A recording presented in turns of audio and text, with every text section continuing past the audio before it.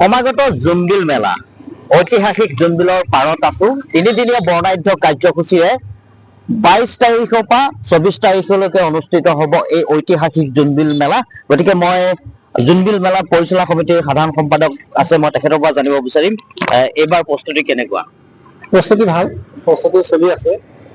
ইতিমধ্যে 3 দিন ধৰি ৰাইজে শ্ৰমদান কৰিলে আৰু এসপ্তাহ ধৰি কৰিব।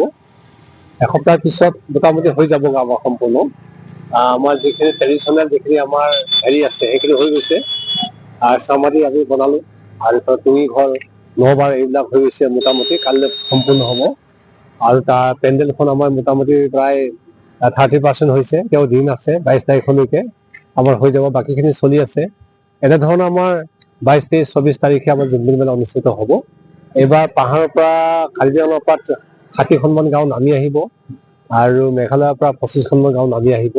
ইতিমধ্যে তেখেতসকলে প্ৰস্তুতি হৈছে সম্পূৰ্ণৰূপে।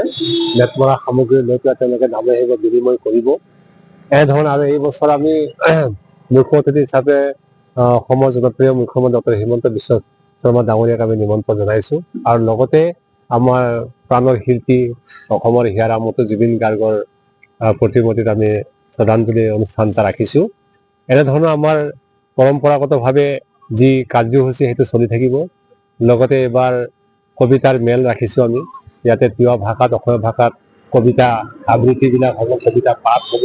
ইতিমধ্যে সম্পূৰ্ণ আমাৰ যোগাযোগবিলাক হৈছে আৰু প্ৰস্তুতিৰ কাম তুংগত চলি আছে।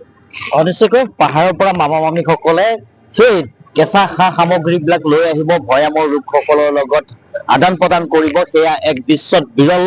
গতিকে মই দৰ্শকসকলক পৰৱৰ্তী সময়ত দেখুৱাবলৈ চেষ্টা কৰিম যে জোনবিলৰ যি ঐতিহ্য, যি পৰম্পৰা সেয়া আজিও বৰ্তি আছে জোনবিলৰ পাৰত। গতিকে জোনবিল হৈছে তিৱাসকলৰ এক আৱেগ, তিৱাসকলৰ যি পাহাৰ ভৈয়ামৰ যি একতাৰ এনাজৰী ইয়াত প্ৰতিস্ফুট হৈ উঠে। গতিকে মই দৰ্শকসকলক সেই তিনিদিনীয়া যি বৰ্ণাঢ্য কাৰ্যসূচীৰ প্ৰতিটো খবৰ দৰ্শকসকলক দিবলৈ চেষ্টা কৰিম।